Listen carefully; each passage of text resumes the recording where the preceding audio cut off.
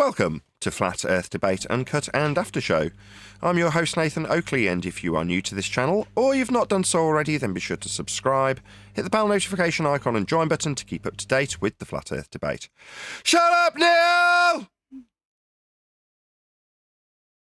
Read on the SSL pre. What, Clover? I've got to test this stuff, I'm sorry. Just turn it down a little smidge. Pizza, please provide pizza pronto. There is absolutely no way any P, S or B is ever going to put a plosive into this microphone. It is pointing down at a 45-degree angle. Pump and dump. One of the guns in Fortnite currently. Pump and dump. It's like a shotgun and another gun. And when you press the aim button, the shotgun goes off. And when you press the fire button... So in muscle memory terms, as soon as you go to aim, it's already shooting at them. Which I kind of find a bit weird.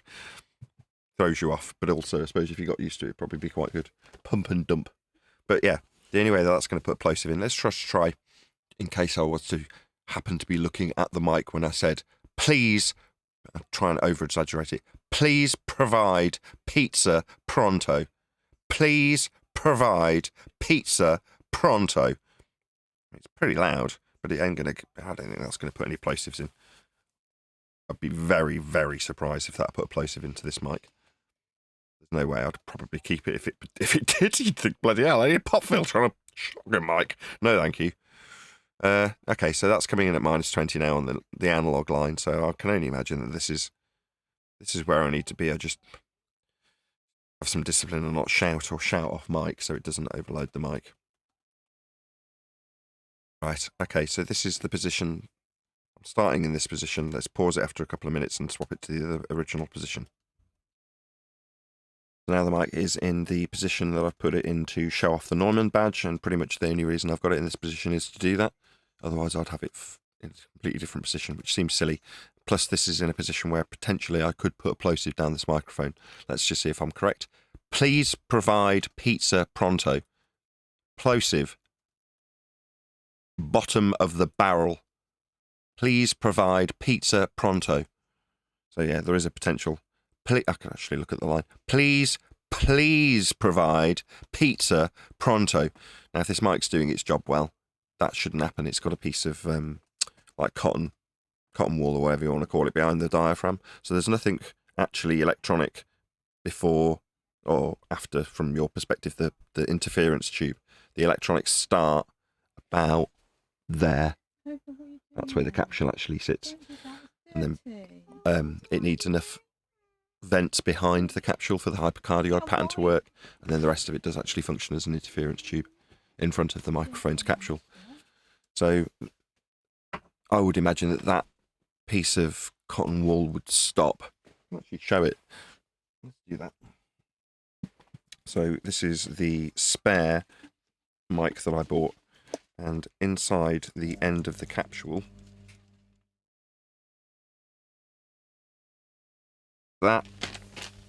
and that's the metal and the ring. So that would definitely stop a plosive, I would imagine, when it gets to the end. The machining on these microphones, I definitely don't want to cross-thread it, is exceptional. There it is. It really is beautifully machined.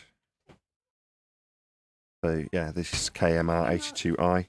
That's me talking to myself and muttering, presumably slightly off axis, because I'm not too concerned about this going out, so I'm not conscious of it.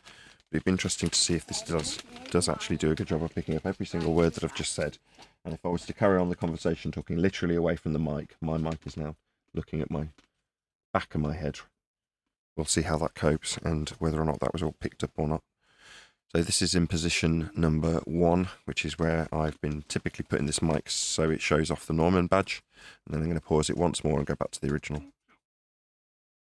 Now we're on the original position in this video, but we're going to call this position 2, as this isn't typically where I've put this Neumann KMR 81i microphone. As I say, I have got the gain slightly higher than I have had it typically on the shows. I've turned down the gain on the output level of OBS by a couple of dB, and I'm now compensating and talking relatively quietly so that I can see that I do get at least one light on the analog input of the preamp, and hopefully with the mic out of my view, even if I lean back and kind of forget that it's there, it does, I've got to be honest, feel slightly intrusive in this position. So although I kind of told myself, get it in the position you want it and then leave it, I am going to make a slight adjustment to it. It's only an inch, so who cares? So there we go, because that's how I'd like it to be. That is to say, slightly less intrusive. He says, I'm going to end up doing exactly what I told myself not to, which is constantly fiddling with it, making the test slightly invalid. But that's where I kind of want it. Couple of wickets away. Yeah, that's a good distance for me not to have to think about it. My line's generally hovering just under the green on voice meter, which is where I like me and all the guests to be, sort of just occasionally kissing into the green on the levels on voice meter, and then coming in at about -30 on the RMS level on OBS, which is again perfect, and coming in at about -7. This is perfect. So this position looks good. I'll pause it one last time, go back to the position 1, the original position that I typically have the Neumann microphone and how it was set up at the start of this video. Okay, so back to position 1, and I do quite like this position. It doesn't feel like I'm going to hit my head on it, but it does kind of feel like I could whack it with my hand accidentally. Now, that's not the end of the world. I could just slide the mic back along, I suppose. Get it slightly further away though, and then I just end up rotating it back into a position where it's closer. So this is kind of a good compromise in terms of how it ends up being, and is also a good compromise, I think, for when I sit back. I am still definitely inside the pattern of this microphone when I sit back and talk from here. And again, I would imagine that if I was to slightly raise my voice, yeah, I'm just kissing into the green on voice meter banana, which is a healthy level, and this is about as low as I mutter, generally speaking. Downward expander works quite nicely. Gate works reasonably well. I hate the gate in voice meter. But then if I sit back up and do my intro again, welcome to Flat Earth Debate into the limiter on voice meter banana. So that's working well. Welcome. Oh wow, that's really loud. I suppose I am only still 2 wickets away. I think I need less gain. But less gain means I'm not going to squeak through the limiter, and someone moaned on the show about Dan and CC that they couldn't hear me, it was choppy. That is definitely down to the gate.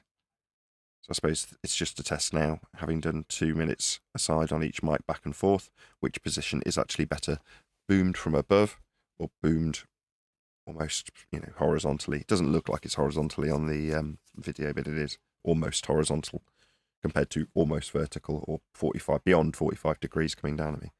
Right, let's stop it there and see how that sounds.